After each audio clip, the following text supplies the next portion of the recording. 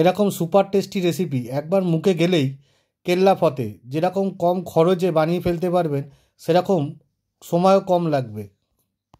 প্রথমে কড়ায় তেল গরম করে পনিরগুলো ভেজে নেব। পনির ভাজা হয়ে গেলে ওই তেলেই টমেটো ভেজে নেব। টমেটো একটু ভাজা হয়ে গেলে আদার পেস্ট এবং পরিমাণ মতো নুন দিয়ে দেবো।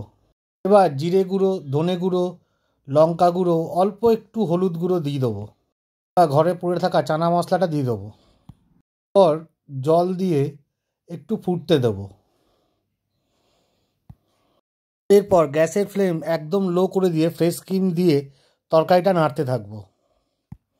তরকারিটা নাড়তে নাড়তে জল মোটামুটি কমে গেলে ভেজে রাখা পনিরগুলো দিয়ে তরকারিটা ফুটতে দেবো। তরকারিটা ফুটে গেলে গ্যাসের ফ্লেম অফ করে গরম মশলা দিয়ে নামিয়ে নেব। ওপর দিয়ে ফ্রেশ ক্রিম ছড়িয়ে সার্ভ করে দেবো।